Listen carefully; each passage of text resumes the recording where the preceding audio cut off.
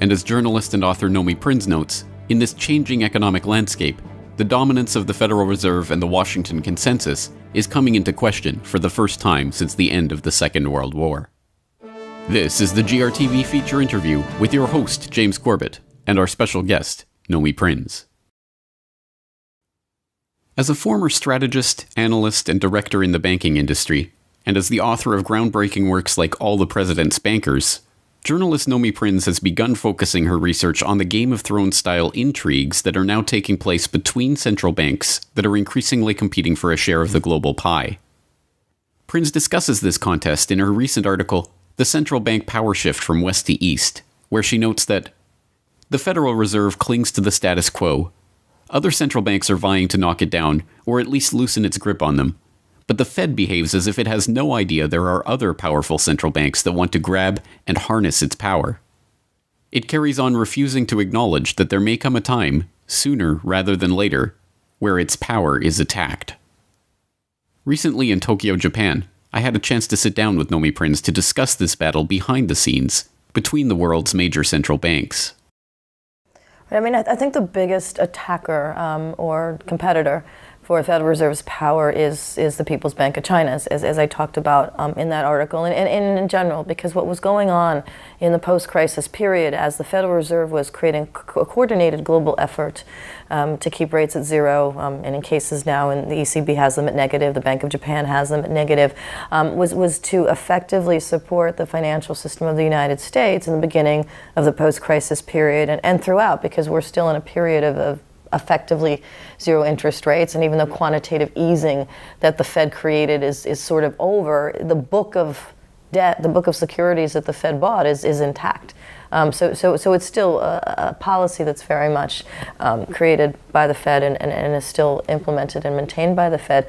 But during the period where quantitative easing was occurring, where zero interest rates was continuing, the People's Bank of China had a lot of very public statements against this idea, against the notion that if you basically feed, and I'm paraphrasing, but if you feed liquidity or cheap money into all of the markets, that it creates bubbles, it creates unnecessary speculation, that it isn't necessarily of value to any kind of real economic growth or infrastructure building or long-term sustainability. And as a result, the People's Bank of China was talking about how the Fed was being a little bit irresponsible. And that was one of the reasons why the Ren now, the Chinese currency, is now part of the IMF's basket. Right now, the SDR basket, which is new, which just happened as of October 2015, but it was in play for a number of years, because if you're China and all of a sudden you have a financial crisis that occurred outside of your control, and a banking crisis that led to that outside of your control, and a Federal Reserve that's dictating monetary policy throughout the world, what's the alternative? The alternative is to bring your currency more into play and to criticize that very policy. And that's exactly what they've been doing and what they've been able to accomplish. And the question is how other central banks get onto that framework. And they might not get on from a policy perspective yet, but from an ideology perspective going forward, they can certainly step back and say, all right, well, in the sort of next phase, when we're not at zero interest rates, how can we position ourselves so that we aren't required to basically behave from a monetary policy perspective like the Fed behaves and wants us to behave. Now, you mentioned the central banks that are wrangling for position in this new order, as it were, of the banking system. But in fact, it's not just central banks. You identify the International Monetary Fund as an increasingly important, almost like a lever of power that different central banks are vying to control. And the PBOC, of course, I think quite famously from the point of the 2008-2009 crisis, arguing for the SDR to become a world reserve currency. The People's Bank of China governor has explicitly argued for that. You write in the article, under Lagarde, the IMF is doing more than funding development projects and supplying overall currency directives to the world, as was its original mandate. It is reconstructing new alliances amongst countries not involved in its creation. In doing so, it is building its own power by elevating their allies. It's a fascinating concept. Tell us a little bit about the IMF and its changing allegiances. Right, so in the beginning, when the IMF and the World Bank were created as development banks, they were created after World War II, and they were created, the IMF in particular was a partnership really between the U.S. and Europe. It's always been run. Its president has always been a European. When Lagarde became president, actually became the head of the IMF, actually there was some potential pushback to that. Carstens, who was a central bank head in Mexico, was vying for that position, courted Tim Geithner and other people in Washington to try to get it. Didn't, because it was very much that old school sort of European-U.S. alliance.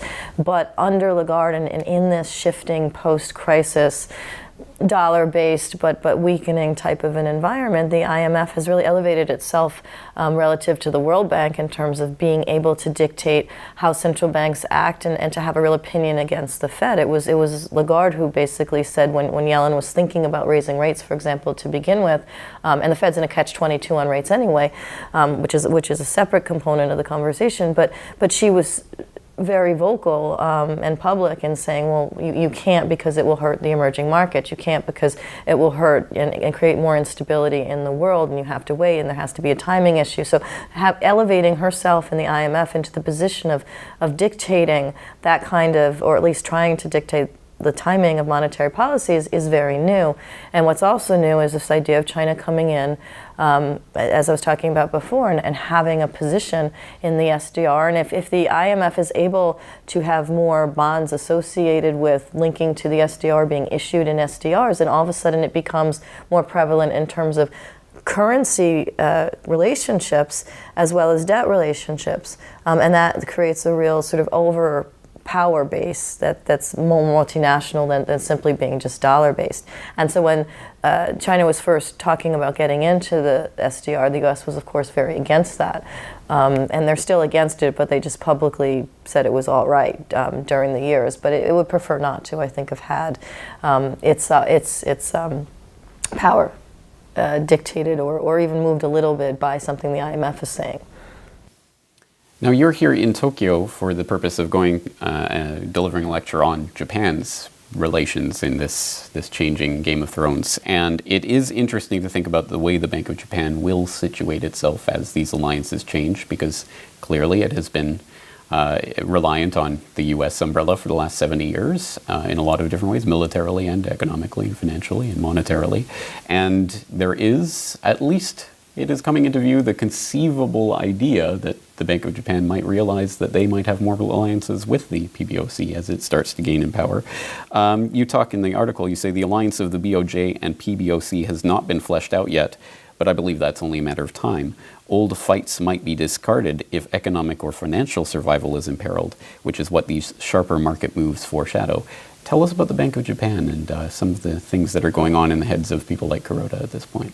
Yeah, well, first of all, there is the prevalent policy, which is negative interest rates. And from what I've gleaned on the ground here, that policy will be in place for the foreseeable future. There is a concept here that it's starting to have some effect in terms of recent GDP growth here, and it just needs another year or two or something to stay relatively in that realm.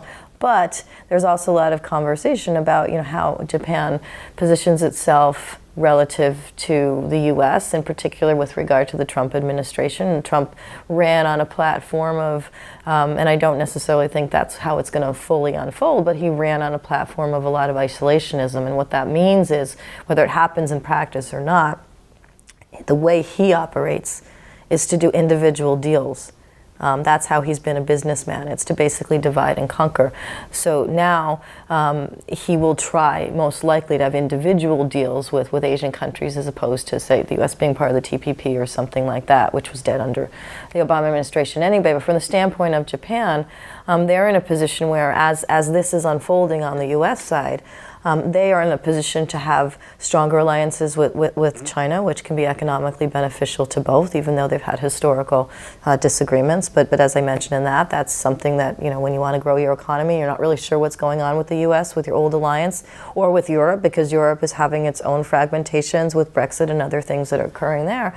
Then you go close to home. You go where there's a growing consumer base, a growing population, growing technology, growing sustainable energy infrastructure projects, and everything else. So I think, just from a standpoint of survival and growth, it makes sense to link in more with China. It also makes sense to take more of a leadership role with respect to South Korea, working with India, basically with respect to BRICS countries, as well as the Asian countries to begin with, and not necessarily to wait until the U.S. decides to do something or be involved, but to just take the initiative outside of the U.S. And if there's also an ability or an opportunity to work with the U.S., that's okay as well. But Japan really has an opportunity now to be more of a leader actually in Asia than I think it's ever had before, given the shift in the U.S. And the rise in China. It has the opportunity to work with China, and it also has the opportunity to have a leadership role throughout the rest of Asia, and even with respect to Europe as it stabilizes. There is so much going on here that really is fascinating, but we tend to get caught up in the macrocosmic scale of all of this, and looking at the central banks as these almost godlike beings that are deciding our fate. I always like to try to bring it down to the level of regular human beings and what they can actually do in their lives. There are disruptive technologies and ideas that are coming into view that would have been inconceivable 10 years ago, and who knows where they'll be at 10 or 20 years from now. Things like blockchain technologies that could truly find ways around the traditional banking structures as they exist. What is your sense of, not this in particular, but these types of ideas actually having an effect in disrupting the central bank's game as they're playing it? I mean, I think that conceptually having an external source of currency that can be used by everyone is an interesting, it's a good idea. It's almost a globally democratic idea potentially, but I also fear some of that technology in terms of the transparency of it. If I'm talking about a real individual person and that's their only source of cash and exchange, it's not that the banks are better, it's not that the central banks are better, it's not that abdicating that control is better, but it's also not clear to me that that this current alternative is necessarily safe. Actually, I was just a couple days ago in Tokyo. I met up with the fund manager who showed me a card that has a little gold gram on it. I don't know if you've seen these, but effectively it looks like it's a credit card. It has a stripe on it, a magnetic stripe on the back, and there are certain places that take it, very few, but it's worth $60. It's a gram of gold. And just the same way you would use an Apple Wallet or something like that, or a card that's filled, you kind of use your allocation of that gram of gold, and it's connected to a real number for a real block somewhere else.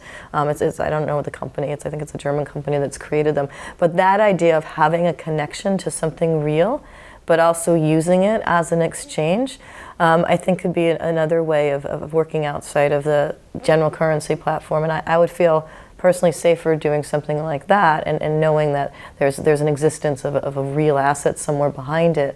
And I think that could be something that could take hold as well outside of these currency movements and the central bank lock. I think it's going to take a while. I mean, these are powerful players. They're shifting themselves, and they've been in transit for a very long time. But I think the outside could be something that looks more like a hard asset connection than necessarily a blockchain, for me personally. Right, yeah. Certainly people can tend to get hung up on particular ideas rather than sort of the general concept. So I think that's important to keep in mind. Tell us about the Artisans of Money. So a lot of what we talked about is this rise of power and also shifting power of central banks. So when I wrote All the President's Bankers, it was looking at domestic and foreign policy from the standpoint of the relationship of private bankers, powerful private bankers over the decades and presidents, and how they influenced each other with respect to the United States and its world, with the U.S. being centric. But the Artisans of Money is looking at the evolution since the financial crisis of how these relationships are breaking down and changing because of how the central banks took such a powerful role in dictating monetary policy, finances, market bubbles, economies on the ground that they've never had to this extent before in any of these countries' histories, particularly not with respect to coordinated effort that emanated from the U.S. and became and is still a prevalent coordinated effort among central banks. So I look at the relationships of the people who are running these institutions, how they change, how they dictate what the decisions are, what happens publicly in terms of what we know about rates or what we know about actions, and what actually has happened in the statements, because a lot of times, and I like to look at real information, the statements of a central banker and things that are sort of hidden within them when you look at them from sort of future at the history, you can actually see in time what's going on. So if the Fed does something, but the People's Bank of China was saying something else to the press in China, but you start to move the time frames to overlap, you can really see what other countries think of each other in a way that you don't see if you simply look at one country. And so I'm just looking at that sort of time lapse and how that's impacted the national economies and real people on the ground in those, as well as the relationships on an international basis, how that's changed since the rise of central bank power in the post-crisis era, and also how it's going to change the very nature of these west to east alliances. Right. All right. Well, that's an awfully big thing to bite off and chew. It's a little nuts, I can that's imagine. what I'm doing. Well, good luck. I'm very much looking forward to it. So I'm rooting for you to get that finished. Thank you. All right. Well, we'll leave it there for today. Thank you so much for your time. Thank you very much. Now available from globalresearch.ca. The threat of nuclear war. The destabilization of foreign countries. The movement to resist this worldwide aggression. These are the topics addressed in The Globalization of War, America's Long War Against Humanity, the new book by award-winning author Professor Michel Chossudovsky. America's hegemonic project in the post-9/11 era is the globalization of war, whereby the US-NATO military machine, coupled with covert intelligence operations, economic sanctions, and the thrust of regime change, is deployed in all major regions of the world. The threat of preemptive nuclear war is also used to blackmail countries into submission. This long war against humanity is carried out at the height of the most serious economic crisis in modern history. It is intimately related to a process of financial restructuring, which has resulted in the collapse of national economies and the impoverishment of large sectors of the world population. The ultimate objective is world conquest under the cloak of human rights and Western democracy. Buy your copy today and discover what is